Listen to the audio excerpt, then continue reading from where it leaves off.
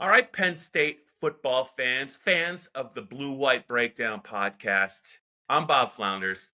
This is going to be one of my favorite podcasts of the year. If you're viewing, you already know what I'm talking about. If you're just listening, I'm just pleased to say we have a very, very special guest. It's Ohio State week for the Penn State Nittany Lions. It's also Donald Trump week, apparently, so that's a thing. But I am so pleased to be able to welcome back, I would say this, a man that I don't know that I think I value his opinion more than anyone else's when it comes to college football, specifically Big Ten football.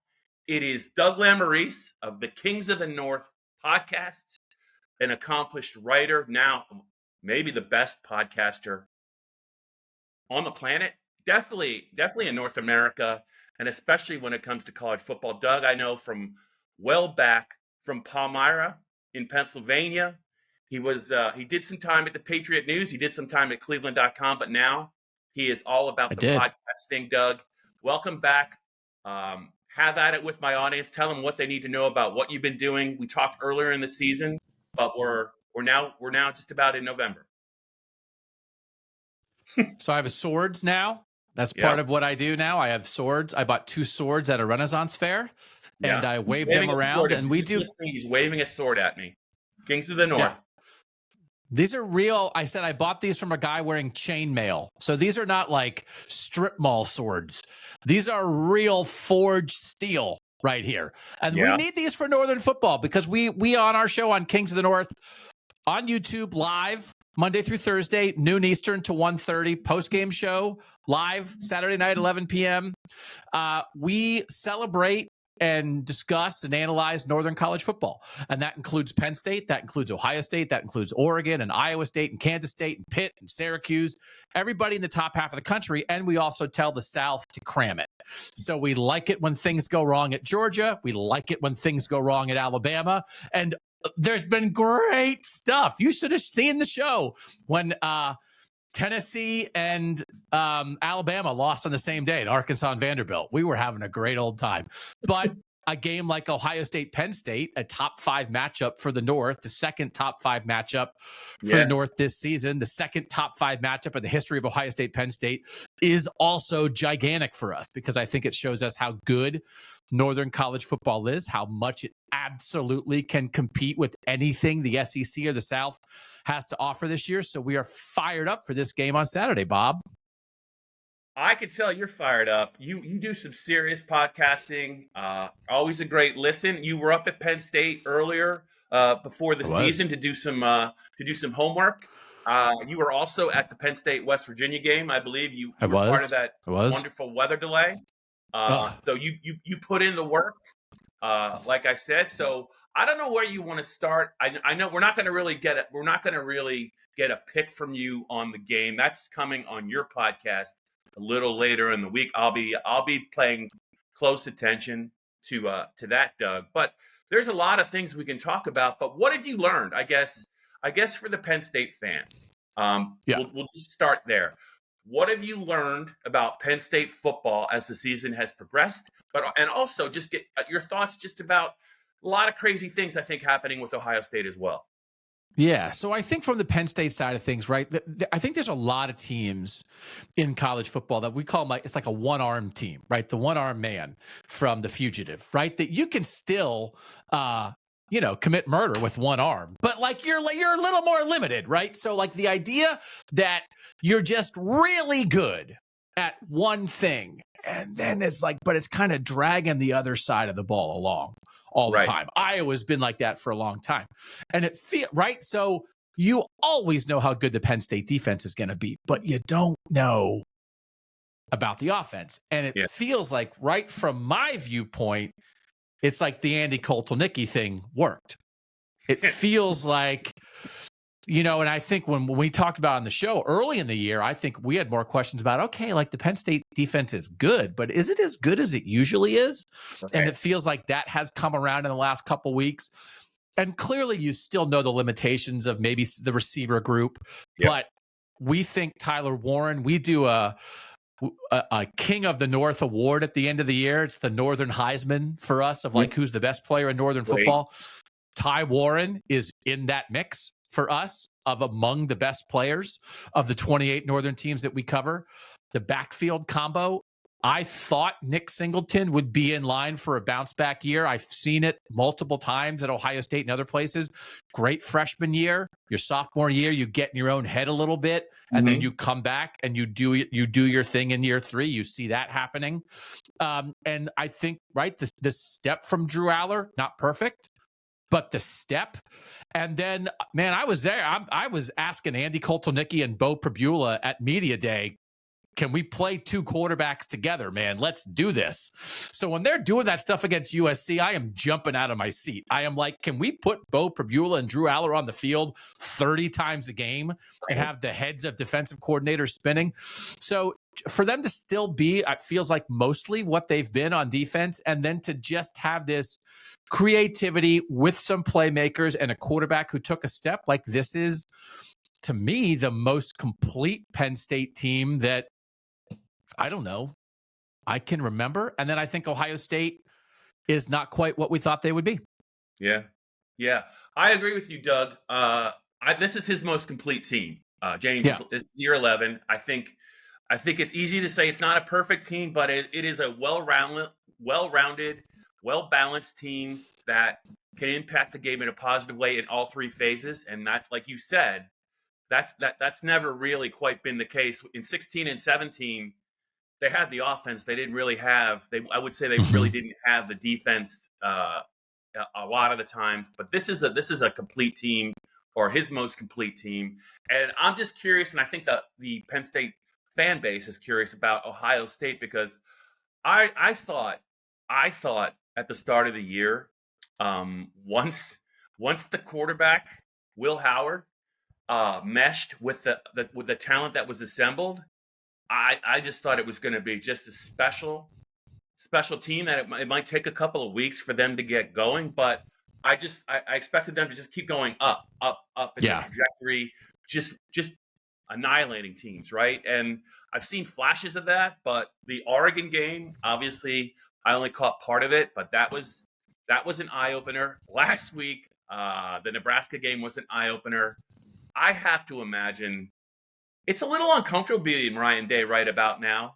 They have some really gifted players, but this is not. They're not where I thought they would be as we approach the first Saturday in November. So a couple things have happened with Ohio State that I think are I think of the things that are going to impact this the most. I will say I did not have my mind changed about Ohio State very much after the Oregon game. I picked Oregon to win that game in the preseason. I picked Oregon to win that game the week of. I think I was the only person in the state of Ohio who picked Oregon to win that game. Because if you are at all familiar with the Ohio State media contingent, they think Ohio State's going to win every single game, even if it's a 3-point spread at the number 3 team in the country in a stadium that goes crazy. Right. So, if Will Howard slides down 2 seconds earlier, they have a chance at a 45-yard field goal to win that game. I thought that was mostly 2 very good teams playing a high-level close game in a tough environment. Yeah. I thought off a bye week last week against Nebraska, a Nebraska team that had lost to Indiana 56-7.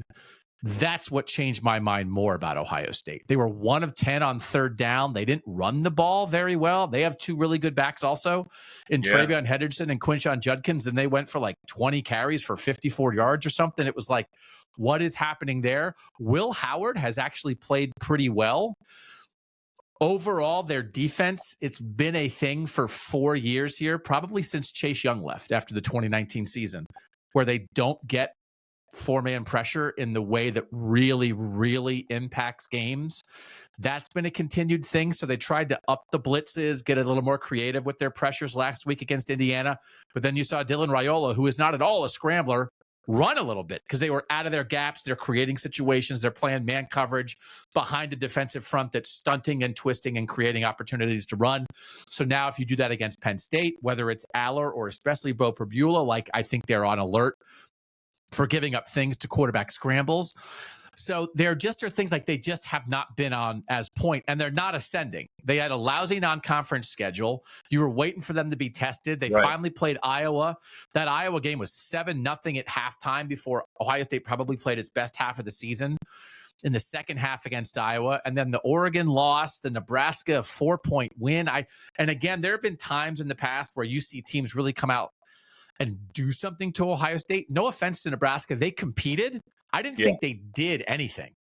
I didn't think they made any plays on offense. I didn't think they did anything that out of the ordinary on defense. I think almost all of that, where Ohio State was a 25.5-point favorite, won by 4 at home, almost all of it was self-inflicted by Ohio State. And then the big thing is this, and this really matters for Penn State, is their starting left tackle, Josh Simmons, got hurt against Oregon, is out for the year. And the player they put in at left tackle last week and it's not about the player. It's about the coaches creating this situation where that's their backup left tackle. It was one of the worst individual performances by an Ohio State player I've seen in my 20 years of doing this. It was like non-functional. It was like he was whiffing. And it's like, it's really, I don't mean to put that on the young man, because I think they were asking too much of him. And I think they should have you're Ohio State, you're national championship contender. I think you should have a better backup, a better swing tackle than that ready. And they didn't. Now, he got hurt at the end of the Nebraska game. They're not sure if he's going to play this week. Ryan Day just said on Tuesday, if he is healthy, he's probably going to start. But either way, their next best option might be to move their left guard to left tackle and play a backup at left guard. Either way, there is a chance that left tackle situation for Ohio State is almost like a game wrecker, especially because the guys that Penn State's going to be lining up over that left tackle are that is not what Nebraska does. That is not their strength. And they had just fine college football players destroying that position. And now we're going to have Penn State against that. It could determine the game. Yeah. I got the chance to see Penn State played at night. I got a chance to see the second half of the Nebraska game, and it was really bad as far as the left side. What you said is right, Doug.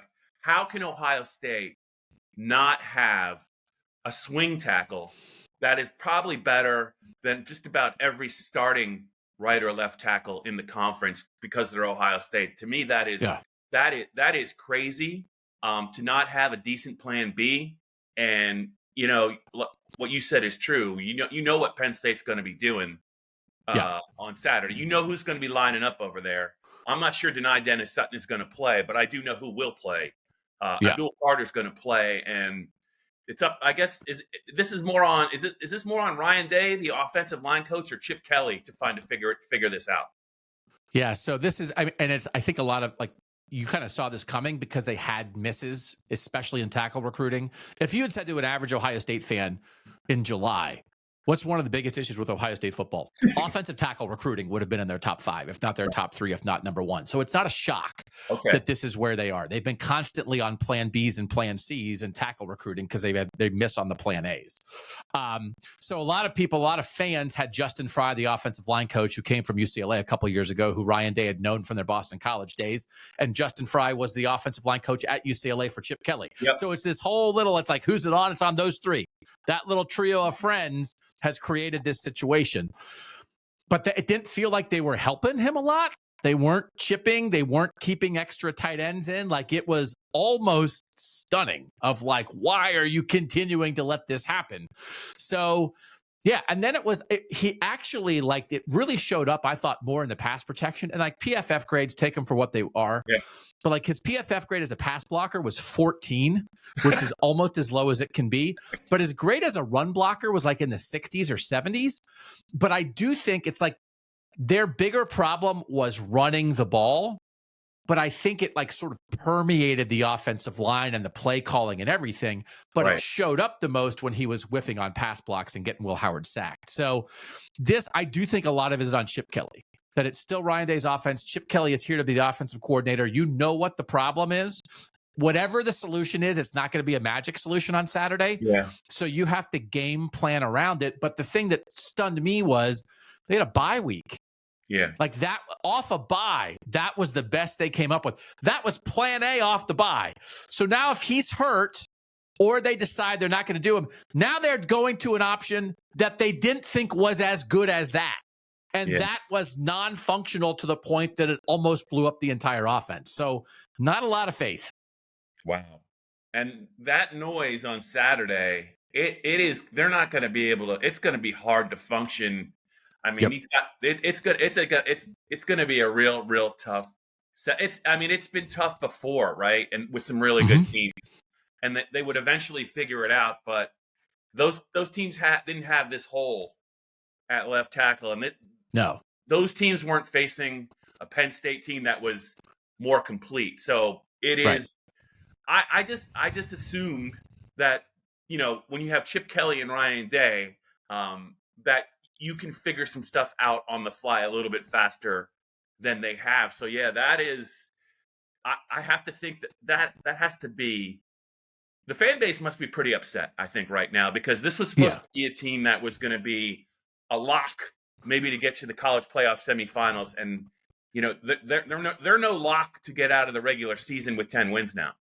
They might get. It's 9. Just one of the injuries are part of the game. I do think offensive line health is often one of the biggest factors in a team's success, because we've seen other teams, I think, have their season blown up by offensive line injuries before, but also you have to prepare for it. I think Notre Dame's playing 3 guys on the offensive line right now who weren't expected to start, but are doing so because of injury. And in a world where Penn State played a backup quarterback for half a game and might have to play a backup quarterback now, where Indiana played a backup quarterback last week, where Pitt might have to go on the road at SMU this week and play a backup quarterback if Eli Holstein can't go. And coaches, there's nothing that coaches love to say more than next man up. They like to pretend that the backups are as good as the starters. They like to pretend that next man up. And then it's like, okay. And sometimes it's say next man up. And then it was this, and it's like, oh my gosh, Josh Simmons was their best offensive lineman. Yeah. But, they were in a world a couple of years ago where if they had an injury at left tackle, who they would have put there? Paris Johnson, who wound up being a top 10 NFL draft pick, because when he was a sophomore, they played him at right guard because they had too many tackles. They had an offensive line that year that really, they had 4 tackles. And so they had 2 tackles playing guard plus their 2 tackles. And they're all NFL players. And now they have 1.5 tackles, because probably their right tackle would be better as a guard too. And so that it has come home to roost. That is the most frustrating thing for the fan base. It's like you saw it coming. It was, as an Ohio State fan, it was like, please don't let our tackles get hurt. And then it's like, honestly, it's not that Josh Simmons is their best player, but he might have been number 1 on the list of the guy they least could afford to lose because of the depth situation behind it. Doug, is there a chance that that Ohio State didn't show up against Nebraska mentally because they saw what Indiana did to Nebraska, and they just thought if they showed up, they were going to win the game by 35, and by the time they realized they were in a game, it was too late? That is an indictment of the coaching if they did. I don't off a bye week, and I get it. Penn State's around the corner, and it was 50. But it's not like Nebraska was 2-5. Right. This was still a pretty good, I think, a pretty solid Nebraska team. And then, Dylan Raiola was once committed to Ohio State, and he's a freshman quarterback, but there was a little bit of juice to that, and Matt Rule and Ryan Day had worked with each other at Temple for a year back in the day, and this was the first time they were meeting as head coaches, so there was a little juice to that. And I think Big Noon Kickoff was there. This was not one of those. I mean, I do think, for instance, in 2018 when Ohio State went and lost at Purdue, I think that's one of those where it's okay, that was not okay. The Nebraska game, it wasn't the Oregon game, it wasn't the Penn State game, but they were not enough to overlook. So if that was the case, that's a coaching failure. Yeah, no, it is. Out of money, I know. 20 of you, and you're rich as hell. We're going to give you tax cuts. We're going to pay you. I am not rich as hell. I work hard. I scrape to get by. Donald Trump wants to give tax breaks to billionaires, but Kamala Harris has plans to help us. She's going to crack down on price gouging and cut taxes for working people like me. I voted for Donald Trump before, but this time I'm voting for Kamala. Can you tell the Penn State fans how good Jeremiah Smith is? You've seen a lot of good Ohio State wideouts. Tell me about him, because he looks like he came out of a lab. So this is the thing that we started doing about week 2, right? So this is the conversation that we've been having with our Ohio State fan base. Would you rather have Marvin Harrison Jr. stay in school for his senior year? Marvin Harrison Jr., who was the number 4 pick in the draft. Would you rather have him as a senior or Jeremiah Smith as a true freshman? If that was your choice. Marvin Harrison Jr., who I think up until like this year was probably the best receiver in Ohio State history. Year 4 of him. Yeah. Or the freshman who just got here. Yeah. And when we started the conversation, people were like, you're crazy. And maybe a third of the people said Jeremiah Smith. And then we asked that question again after like week 5, and people were like, I can't believe I'm saying it, but it was like 80-20 for Jeremiah Smith. Yeah. So that's what we're talking about. That as a freshman, and it's not like his career, it's not like it's right now. Yeah. Who would you rather have, who they are right now? That's how good he is. Yeah. Because he is more physically talented than Marvin Harrison Jr. And Marvin Harrison Jr. with the NFL Hall of Fame bloodlines and worked like a maniac, was incredibly precise in his technique, had great hands, all those things. But Jeremiah Smith also works his butt off and then just physically looks like he could be in the NFL right now. So I think he's a true freshman, he's going to break every true freshman receiver record at Ohio State. And like he's on track to be the greatest receiver in Ohio State history. Yeah. And that is, Ohio State wideouts. That is quite a roster. That's quite a depth chart. And yeah, every time I see him, he looks like, I don't know, Doug, he looks like he could score on every play he catches the ball. And I just wonder, I know he's young, but why don't, it looks like they don't involve him enough. I don't know if that's accurate. I'm catching 7 or 8 plays a game, but he looks like he is unstoppable. So the one thing is, like, they are really tailoring the passing game to Jeremiah Smith and Emeka Egbuka. Emeka Egbuka is a 4th-year guy, was the number 1 receiver recruit in his class, is probably going to be a first-round pick. Yeah. You look at some games and it's like Smith had 10 targets, Egbuka had 9, and the rest of the team had 8 combined, right? So they are leaning on that. But the big thing with this is they do have 2 running backs they really believe in, much like Penn State, and that Chip Kelly, the thing that he really brought as the offensive coordinator is a more varied, creative run game. Yeah. So they've really wanted, I think, to feature that run game. They've gotten Will Howard at times more involved in the run game as a quarterback later in the year. So they are not like a couple of years ago with CJ Stroud. They were kind of like a more of a chuck it around offense, maybe like 60% throw, 40% run. They're more 50-50 right now. And I think that does make sense. But then like you get to a game like last week where they can't run it against Nebraska. But then what did they do? I mean, they hit a 60-yard touchdown to Jeremiah Smith that, frankly, if they don't hit, they might not win the game. Right. So they did lean on him when needed, and they've also, like, they hit him deep. They hit him on slant routes where he explodes and runs 70 yards in a catch and run. There are times where you're tempted to be like, should they throw it to him 20 times a game? Like, what are we doing here? Like, can anybody cover this guy? So, like, it is interesting, but also, right? AJ Harris, Jalen Kimber, like it's not like Penn State doesn't have some guys who at least like who can really cover him. But I think Penn State will take their shot as much as anybody.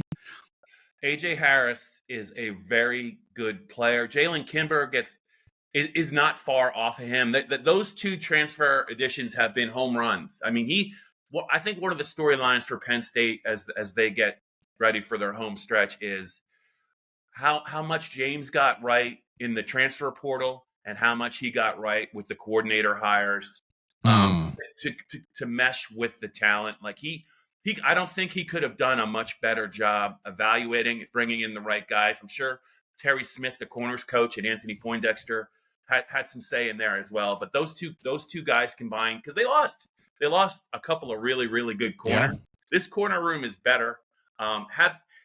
Doug, if Kevin Winston hadn't gotten hurt, this defense would have been like really, really, really special. But, the injuries are a part of it, right? Jalen Reed I'm really happy for Jalen Reed, a tough guy who's really gotten better every year. He always makes the play that needs to be made in just about in every game. It's a very good defense, but the corners are good.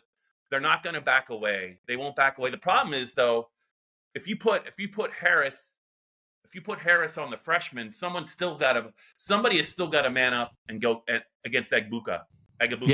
Yeah, and that's no day at the beach either.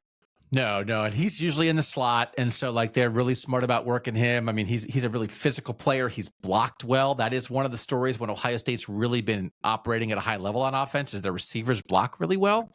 So that's a part of this, especially like they're getting some stuff on the edge. I think you have to be aware of that. Their tight ends are not as much of a factor this year with anything, but Carnell Tate, their third receiver, is really, really an excellent blocker. He also had a long touchdown last week. So Will Howard, that is the one thing, like the Will Howard, the slide that was a second late is like, okay, like that. But for the most part, he really, as you said off the top, has kind of lived up to the billing. While Kyle McCord is putting up great stats at Syracuse, I really do think it worked out for everybody, right? That like, I think Kyle McCord is in a good place where they throw the ball a ton, but I was at that Pitt-Syracuse game in person on Thursday night, and I was just thinking about like the way Ryan Day's head would have been exploding as Kyle McCord threw 5 picks, that it's just like you can't have a quarterback like that, because Kyle McCord's an elevator, and he is elevating everything at Syracuse. He's the perfect guy for that. But you don't necessarily need that at a place like Ohio State, because Jeremiah Smith and Emeka Egbuka and that run game and Chip Kelly, they're going to work with a lot of different quarterbacks, so you can't throw 5 picks. So Will Howard has done a good job with that. They have talked about they needed to get more deep balls going, so the fact they hit 2 that really mattered against Nebraska was a big step forward, because to your point, they think they had not been utilizing that part of their offense, especially with Jeremiah Smith, enough. So I would look for them to take some deep shots against Penn State. But of all the things that Ohio State fans are frustrated with right now, Will Howard is not one of them. He's played well. Yeah. I wanted to big picture this with you, because I have some thoughts. So James Franklin, he's going to hear it. He's going to hear it until it changes. He's in his 11th year, 1-9 against Ohio State. A memorable win in 2016 that catapulted them to the Big Ten title. I would say this, with maybe the exception of that year, if you look at the Penn State-Ohio State game and you look at how the results have played out, Ohio State's had the better quarterback in just about every game, whether it's talent, or whether it's a passer, whether it's a dual threat, whether it's JT Barrett, whether it's Justin Fields, whether it's CJ Stroud. You know, they've just had and even that's even with Trace McSorley there. You know, Haskins in 2018 made some plays in the fourth quarter of that game that really kind of lifted them, right? So, and JT Barrett in 2017 with that fourth quarter when they came back from, I think, 15 or 18 points down. You know, without making a pick, do you feel, because Drew Aller is not going to be 100% healthy in this game if he plays. He's just not. Right. Do you feel coming into this game that Ohio State has the edge at quarterback?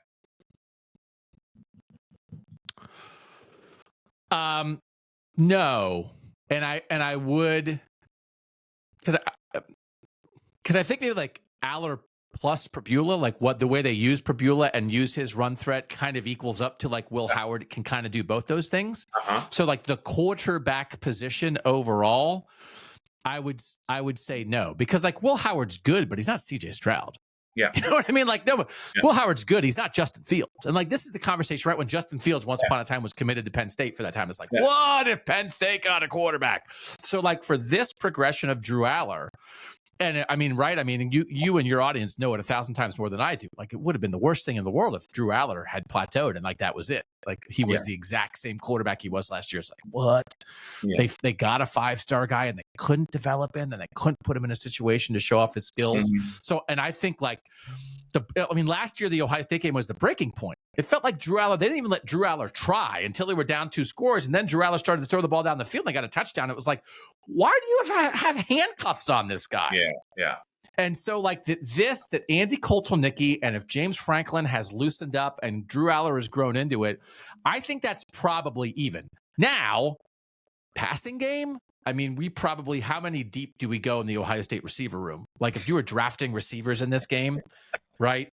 I mean, honestly, it's not like, I think Julian Fleming is a great guy. Like one of the reasons Julian Fleming is not at Ohio State anymore is probably he'd be like the 6th receiver in the Ohio State room, and he's not Penn State's best receiver, but he's part of the plan. So, I mean, if Drew Aller was throwing to Jeremiah Smith, are you kidding me? Because then it's like, well, the quarterback doesn't even matter that much. Just get it near that guy. So that is one of these things, right? Like, that's the next step for Penn State. You went and found corners in the portal. That really mattered, right? Like, yeah. I would be very interested in there probably should be a 1,300-yard receiver from East Carolina who is, and I know Penn State's had a couple of those, and then it's like it kind of hasn't worked out, but maybe not even that. Maybe there's a disgruntled USC guy. Like Zachariah Branch, are we sure it's going so great out there? Come to State College, baby. We got the Nittany Lion Fund ready for you. Like, that's the next step because you should be able to do that. Yeah. All right, it's the Blue White Breakdown podcast. Doug Lesmerises, Kings of the North. Doug, I think you're in a league of your own. I know I'm not just buttering you up. I really mean that. I just really value your insight. I value everything that you have to say. Any final thoughts, any storylines, anything compelling? Is there a Buckeye? Is there an Ohio State player that Penn State fans should know about? Because it's just like a cast of thousands of elite players. Yeah. And like, is there a player? Is there a player on this team? I just wrote something just because I don't know. He looks like he's having an okay year. I said, if you're Penn State, with all the drama at Ohio State, all of that is nice. If you're Penn State, you are not going to let number 44 for Ohio State come do anything approaching what he did 2 years ago at Beaver Stadium. He's a marked man. I know he's not the best. He might not even be the best player on the defense. Who on Ohio State should Penn State fans know about? So this is the guy. So you're talking about JT Tuimoloau, who that was the best game he ever played. And actually, again, if you go back there, he wasn't necessarily in the quarterback's face the entire game. Like, he had a strip sack, but like some of the other ones were like he didn't get there on the pass rush, and then he tipped the ball to himself. Sure. So like even that game in itself was not quite. It's Caleb Downs. He had a couple plays last year too. He did. He is a very athletic, good football player. He is not a great pass rusher. Right. So like he's better against the run than he is against the pass, and like he's good. He's not Chase Young or the Bosa's. The guy to watch, and I'm super intrigued by this, is number 2, Caleb Downs, the safety, who's the transfer from Alabama, was a freshman last year, led Alabama in tackles as a freshman, left when Saban retired. Ohio State had been in on his recruitment initially. They got him the second time around. He's a sophomore. He's the best player on the defense. I've compared him to C.J. Stroud in terms of his football knowledge. He's a defensive C.J. Stroud to me. His brain's a computer. He's a super intelligent, super athletic player who's really getting downhill against the run game. And my partner Bill Landis and I theorized this week, like, do you just have him follow Ty Warren? Yeah, Caleb Downs, right. Like Caleb Downs, do you have him do that? And I said, well, but I also really want Caleb Downs involved when Penn State throws the ball to Nick Singleton. So like, I am super excited about, this is like Caleb Downs versus Andy Kotelnicki. Like, this is a brain lock. This is Caleb Downs, Warren's over here, Singleton's in motion. I got to make sure. There were a couple plays last week where Nebraska might have gotten out of the house, but he made a tackle to make an 11-yard gain instead of a 50-yard gain. So he's aggressive. He's smart. He's good in coverage. He's a good tackler. And he's like the stopper. He's the Warren stopper. He's the Kotelnicki stopper. Mm-hmm. He's the Singleton stopper. I don't know that he can do it alone, but if you're a Penn State fan watching this game, watch number 2, where he is on the screen, who he's matched up with, and whether Penn State's getting a block on him or not. Because the thing about Ohio State in the end, they brought a lot of guys back, and this is not, I mean, people were saying stuff in the preseason, including Urban Meyer, like this is one of the most talented teams in college football history, which like just does not do. I'm sure Ryan Day was like, great, thanks, Herb. Like, I mean, you may as well put a target up. But they have a bunch. Ohio State has a bunch of NFL players. They do. I don't know how many first rounders they have. Like, I don't know how many. They have a bunch of fourth rounders. But for real, which like when you say it like that, like sounds like a slam. It's like, you mean there's 13 NFL players on this defense? Yeah, but there's not a Ryan Shazier. There's not a Marshawn Lattimore. There's not a Joey Bosa.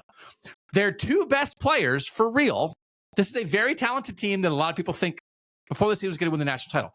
Their 2 best players are a true freshman and a true sophomore who played for Alabama last year.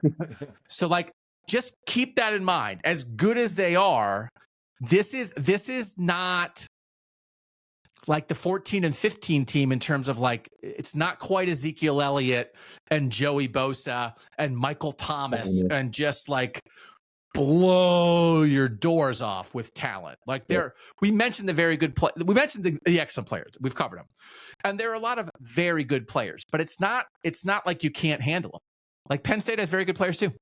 All right. This is what I expected from you, Douglas, an outstanding breakdown. I will be looking for that safety. I was already looking for the wide receiver. I'm going to be watching the left tackle situation because it's fluid. And we'll see who shows up, and we'll see who's the better team, I think, in the fourth quarter. I have a hard time right now formulating an opinion on who I think is going to win just because of Penn State's injuries, and I'm just not quite sure about the Ohio State offense with that tackle position. It might be something that doesn't become clear until the start of the fourth quarter. I just think that this is just going to be a very interesting game, a very interesting environment, and I'm not really sure who I'm going to pick at this moment either. Yeah, and I mean it's one of those things you have to get. I mean, like 1-9 is 1-9. Yeah. But again, we talked about back-to-back years where it's a 1-point game. Like it certainly could have gone a different way. Yeah. And it really is just interesting. I will tell you, like from an Ohio State fan perspective, they talk about like Ryan Day not winning big games and that kind of thing. I don't know why. And I yell at them about it all the time. Like Ohio State fans like don't count the Penn State wins. So it is an interesting, I mean, for real, like I don't like they don't count wins against Penn State and Notre Dame as big wins. They're only worried that like Ohio State has lost 3 straight to Michigan and doesn't beat Alabama and Georgia in the playoff, right? Yeah. And so it's like Penn State fans and Ohio State fans are in a very similar spot, but like just to be honest, like Ohio State's like a step above. Yeah. So Penn State fans are mad because Penn State can't get over the hump against Ohio State, and Ohio State fans take beating Penn State for granted and are mad that Ohio State doesn't get over the hump against the next tier. But both these fan bases are looking up. So Penn State's looking up at Ohio State, and then Ohio State's looking up at Michigan and Georgia and Alabama of recent years, right? Yeah. But I do think in the end, and this is I'm just piggybacking off your point. You talked about making a great coordinator hire. You talked about working the portal in the right way to add to your existing talent. You know what that sounds like to me? That sounds like how Michigan won a national title. Yeah. All right. So like I think there's a lot of very warranted reason for optimism around Penn State. And you just gotta throw some money at Andy Koltelnicki and make sure he doesn't go take the frickin' whatever Kentucky job or whatever, like after this year. Like try to keep that man around for a while. I agree. Doug, always a pleasure. Kings of the North, good talking with you, my friend. We'll talk down the line. Always fun, Bob. Thanks.